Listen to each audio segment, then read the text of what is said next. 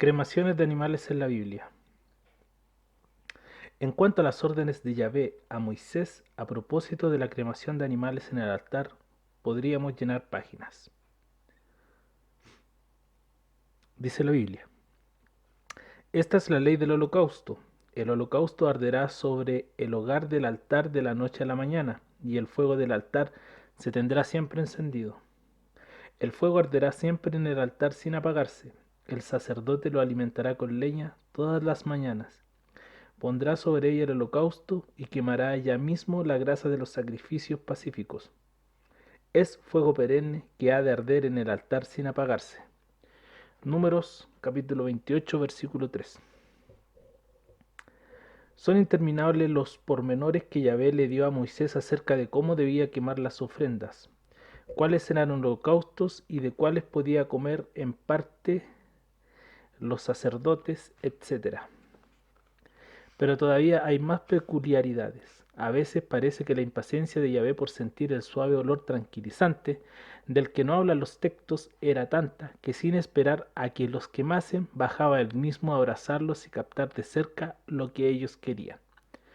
Dice la Biblia: y le dijo Yahvé a Abraham: elígeme una vaca de 3 años, una cabra también de 3 años, y un carnero igualmente de 3 años, y una tórtola y un polomino. Tomó Abraham todo eso y partió los animales por la mitad, pero no las aves, y puso cada una de las mitades enfrente a la otra.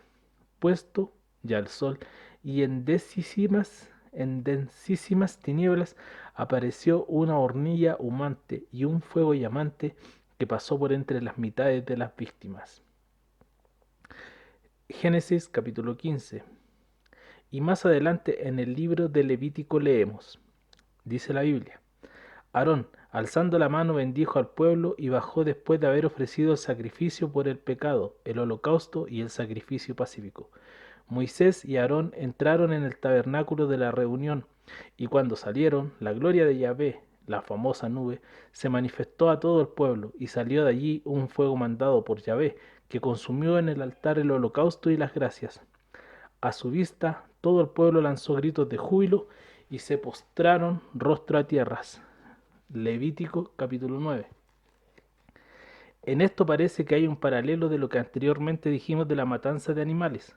Da la impresión de que tanto en los sacrificios sangrientos como en los holocaustos, al no haber en la actitud entre los pueblos civilizados quien haga caso a Yahvé ni a ninguno de los otros dioses en cuanto a sacrificarles animales y quemarles ofrendas de materia viva, ellos mismos se procuran los sacrificios y los holocaustos, en el caso de los primeros, yendo a las granjas a matar animales, y en cuanto a los holocaustos, provocando los enormes incendios forestales que cada verano vemos en todo el mundo.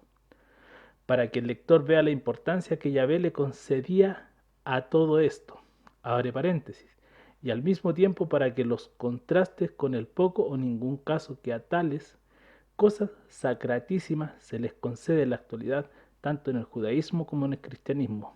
Cierra paréntesis.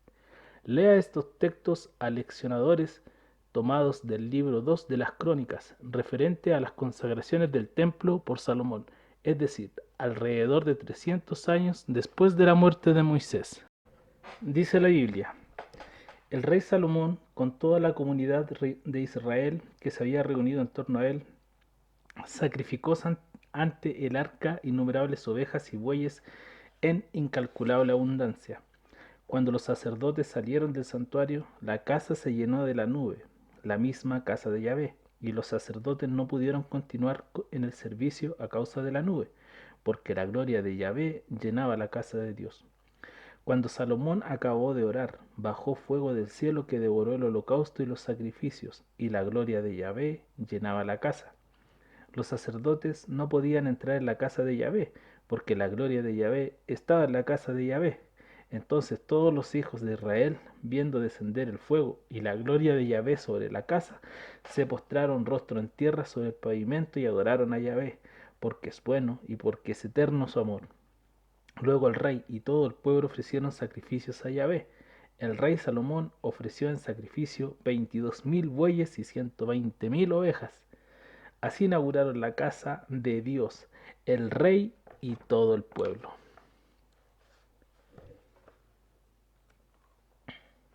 Note de paso el lector la nada simbólica y por el contrario manifiesta y física presencia de Yahvé. El pueblo veía perfectamente la nube.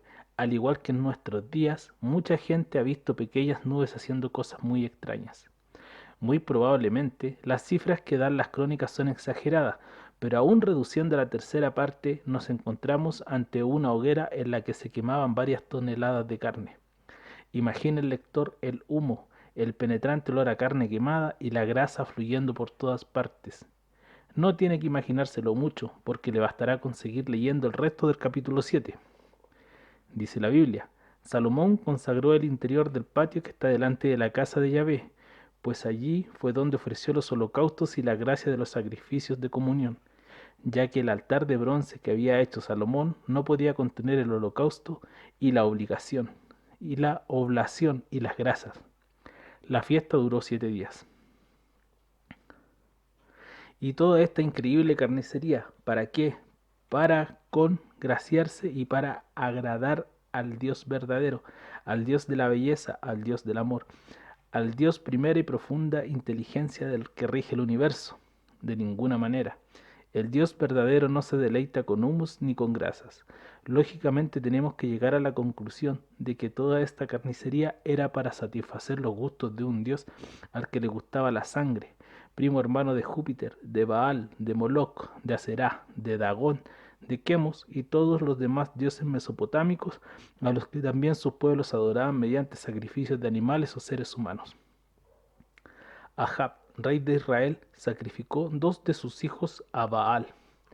Estos sacrificios de su pueblo a los dioses rivales, Levítico, capítulo 18 al 21, encelaban tremendamente a Yahvé y encendían su ira.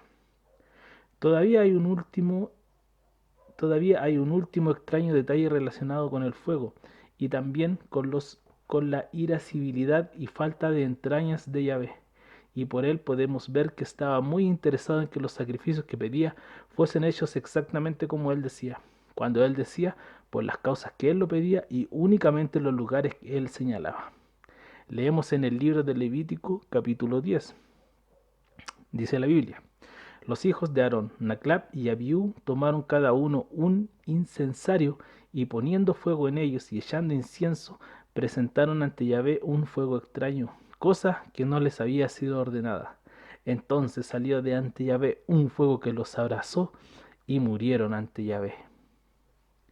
Aunque no viene mucho al caso, no resisto la tentación de copiar los versículos siguientes, porque son todo un resumen de lo que por siglos ha pasado en el alma de millones de seres humanos inteligentes ante el dogma hueco y absurdo y muchas veces tiránicos, propugnado e impuesto por las autoridades religiosas de todas las creencias y todas las épocas.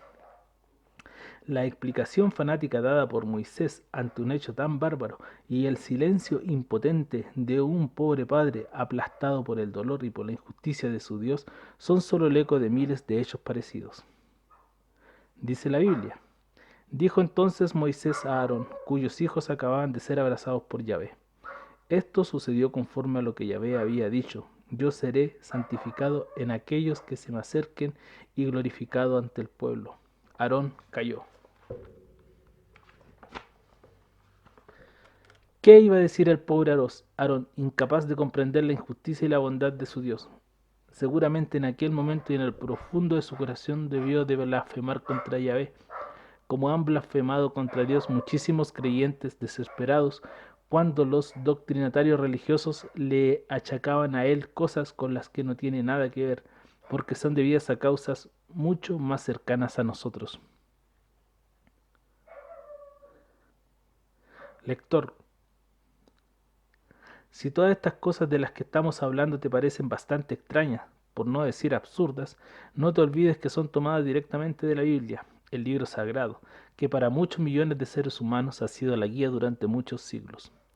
Con una guía así, en la que se nos presenta a Dios como a un individuo con unos gustos tan animalescos y tan extravagantes, no es nada extraño que nuestra sociedad esté como está y que las ideas religiosas en el mundo judeo-cristiano anden tan a la deriva como andan.